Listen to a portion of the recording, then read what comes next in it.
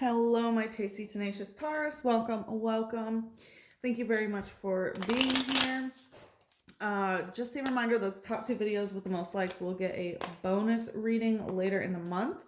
You guys are number 7 this month, so definitely climbing the way. But if this does resonate, please do hit that like button. So what we're going to do is take a look into what your current energy is, and then we'll look into your manifestation goal for this month, and then how to transmute what your current energy is into your goal. So Taurus, when I was tapping into your energy, I was feeling like there's something that has happened that you're not going to let bother you any longer. You're not letting it haunt you. And I was getting that there is this person who's kind of like a cat spirit around you that scratches you and then acts really nice, if that makes sense. Maybe some of you it's an actual cat that's living with you. But let's see, Taurus, what's going on in your current energy here? Okay, wants to hide a little bit. We have the Knight of Wands and the Seven of Wands in reverse. So yeah, Knight of Wands, traditionally this can indicate, a very lustful person who's not serious about commitment. In this deck, typically a fire sign, but in this deck, it actually indicates he's the only knight that is able to rescue his true love. He actually goes into the underworld and is successfully able to retrieve her soul and even bring her back to life. So I feel like there has been definitely some sort of adventure in love, but I feel like it's you rescuing yourself to where it feels like your own masculine energy went and rescued your own feminine energy so that you are able to love again, is what I'm feeling. With the Seven of Wands in reverse, it looks like you are not letting anyone else pull the strings. Very resistant to mind control at this time, Taurus, so thank you very much for holding it down. Let's see what's the light energy here. Dark energy in reverse. Yeah, you are definitely trying to fight the darkness in the ways that you know how. And some of that is, again, by doing the right thing in the name of love and not being mentally manipulated. It's like you won't let your third eye get hijacked in any sort of way. Let's see what's the shadow here.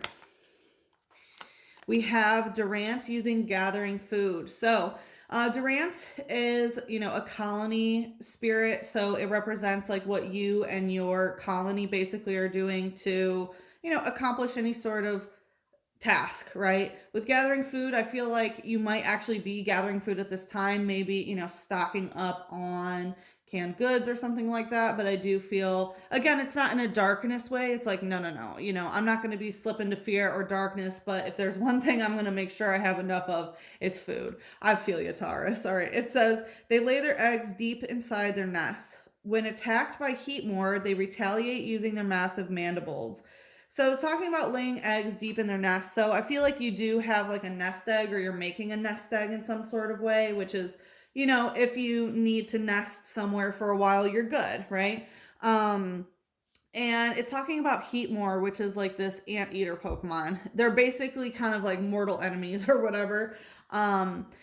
So I feel like it's kind of that, like, okay, I know that this specific thing is, coming for me.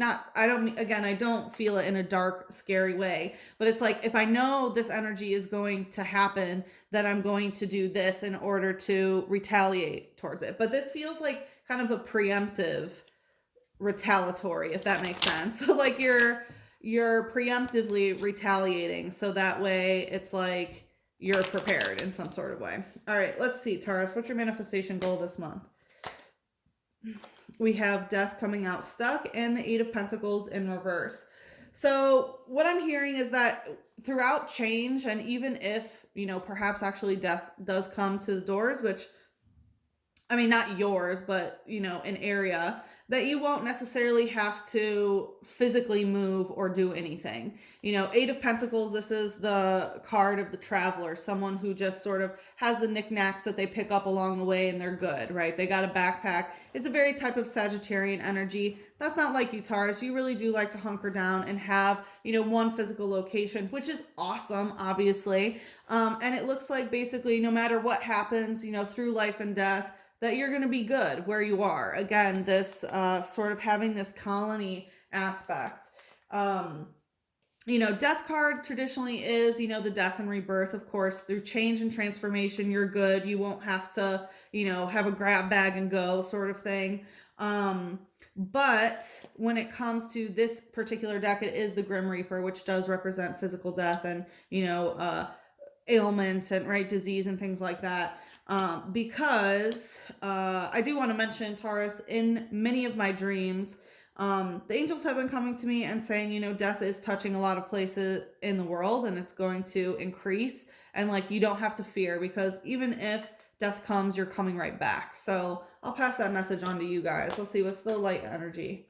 We have a lowland rat-a-tat using bite. Yeah, so this is dark energy. It's like, even if dark energy bites, right? Look at the rat. Rat spirit represents the plague, like I said. So even through no matter what, that you'll be able to eat, that you will be able to survive. You don't have to go traveling and doing anything in order to obtain the resources that you need. It says, with its incisors, it gnaws through doors and infiltrates people's homes. Then, with a twitch of its whiskers, it steals whatever food it finds. So, I do feel this, your goal might be actually to deal with like, okay, but then, kind of figuring out, okay, well, what do I do when people want to come and take what I have, sort of thing. So that is an interesting aspect to it. So I feel like that might be a solution, or like something that you're thinking about particularly right now.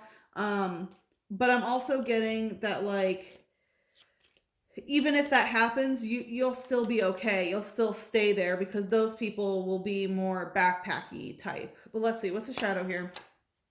Okay, it wants to fall to the floor. I think it was another dark type. It's funny because even though dark type energy came out again, yeah, it's another dark type. Like, it's not, it's like not, how do I want to put this?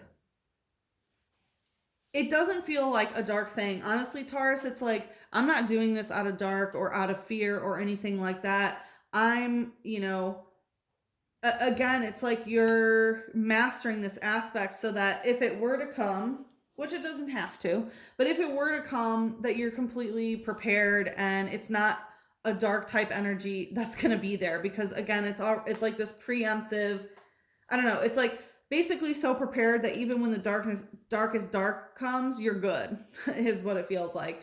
We have Sableye using Bewitching Eyes. So yeah, I feel like there's this energy where you're going to be able to sort of look someone in the eyes and basically kind of, I don't want to say put a spell on them, but oh wow, did you hear that? Yeah. So let me pause real quick, Tara. Okay, so yeah, the alarm just went off, a smoke alarm. So again, it's like, even when something like that happens, you're able to sort of get people to do things, right? It's like, no, you're not just going to take whatever you want. With Sableye, this is like a dark fairy, so I feel like there's going to be some negotiation of like, okay, I'm going to do this and you're going to do this. It's basically, if someone tries to come and like steal your food, you're basically going to be like, no, I'm going to give you 10 potatoes and this, and you're going to leave. And that's kind of how it feels. It says it dwells in the darkness of caves. It uses sharp claws to dig up gems to nourish itself. So I feel like, again, you might even have like a trinket or something to offer. It's talking about being in caves, which is interesting because I was thinking about Durant and how they do their nests like deep down. So I feel like there's definitely some, I don't know. Honestly, there's some bunker vibes here, Taurus. um, Not that, this seems to be very practical, Taurus. It's basically, I'm not picking up a lot of apocalyptic energy from people. Most people are still just sort of worried about their relationships and this and that. But for you, I really do feel like it's a very practical thing of like, all right, I'm not going to be mind controlled. I'm about to make sure that I'm set no matter what the heck happens on any timeline. I'm going to be good and I'm going to stay fed. Which, you know what, Taurus? I applaud you. Let's do a moon in order to go to the extended here.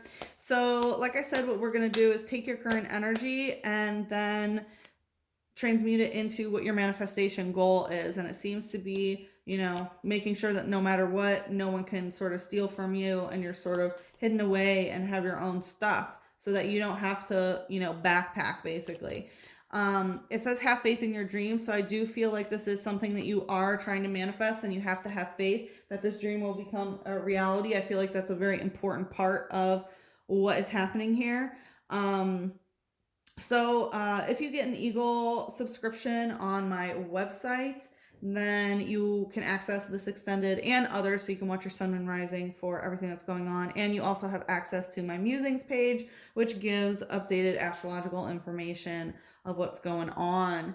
So, Taurus, if you would like to follow me into the extended, the link is in the description box below. But if we part ways here, good luck with the situation. I'm sending you so much love, a big hug, and a kiss on your third eye. Mwah.